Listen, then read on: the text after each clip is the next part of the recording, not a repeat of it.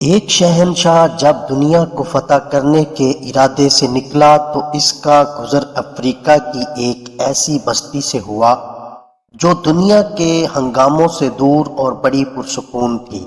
یہاں کے باشندے نے جنگ کا نام تک نہ سنا تھا اور وہ فاتح اور مفتوح کے معنی سے نا آشنا تھے۔ بستی کے باشندے شہنشاہ کو مہمان کی طرح ساتھ لے کر اپنے سردار کی جھونپڑی میں پہنچے۔ سردار نے اس کا بڑی گرم جوشی سے استقبال کیا اور پھلوں سے شہنشاہ کی تواضع کی۔ کچھ دیر میں دو قبائلی فریق مدعی اور مدعا علیہ کی حیثیت سے اندر داخل ہوئے۔ سردار کی یہ جھونپڑی عدالت کا کام بھی دیتی تھی۔ مدعی نے کہا، میں نے اس شخص سے زمین کا ایک ٹکڑا خریدا تھا۔ ہل چلانے کے دوران اس میں سے خزانہ برآمد ہوا۔ میں نے یہ خزانہ اس شخص کو دینا چاہا لیکن یہ نہیں لیتا۔ میں یہ کہتا ہوں کہ یہ خزانہ میرا نہیں ہے کیونکہ میں نے اس سے صرف زمین خریدی تھی اور اسے صرف زمین کی قیمت ادا کی تھی، خزانے کی نہیں۔ مدعا علیہ نے جواب میں کہا، میرا ضمیر ابھی زندہ ہے، میں یہ خزانہ اس سے کس طرح لے سکتا ہوں؟ میں نے تو اس کے ہاتھ زمین فروخت کر دی تھی۔ اب اس میں سے جو کچھ بھی برآمد ہو یہ اس کی قسمت ہے اور یہی اس کا مالک ہے۔ میرا اب اس زمین اور اس میں موجود اشیاء سے کوئی تعلق نہیں ہے۔ سردار نے غور کرنے کے بعد مدعی سے دریافت کیا، تمہارا کوئی لڑکا ہے؟ ہاں ہے۔ پھر مدعا علیہ سے پوچھا، اور تمہاری کوئی لڑکی بھی ہے؟ جی ہاں۔ مدعا علیہ نے جواب میں کہا کہ میری ایک لڑکی ہے۔ تو تم ان دونوں کی شادی کر کے یہ خزانہ ان کے حوالے کر دو۔ اس فیصلے نے شہنشاہ کو حیران کر دیا۔ وہ فکر مند ہو کر کچھ سوچنے لگا۔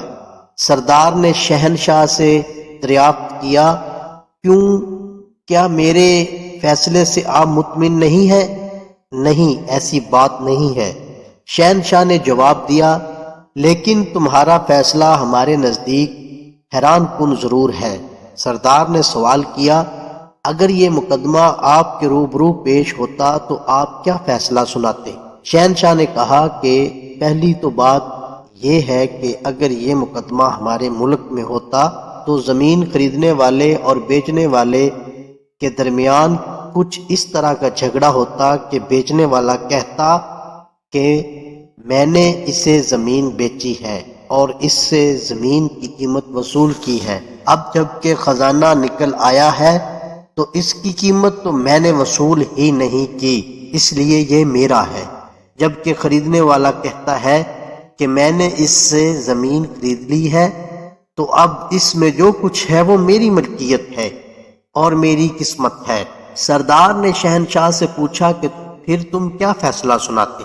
شہنشاہ نے اس کے ذہن میں موجود سوچ کے مطابق فوراً جواب دیا کہ میں فریقین کو حراست میں لے لیتے اور خزانہ حکومت کی ملکیت قرار دے کر شاہی خزانے میں داخل کر دیا جاتا۔ بادشاہ کی ملکیت؟ سردار نے حیرت سے پوچھا، کیا آپ کے ملک میں سورج دکھائی دیتا ہے؟ جی ہاں، کیوں نہیں؟ وہاں بارش بھی ہوتی ہے؟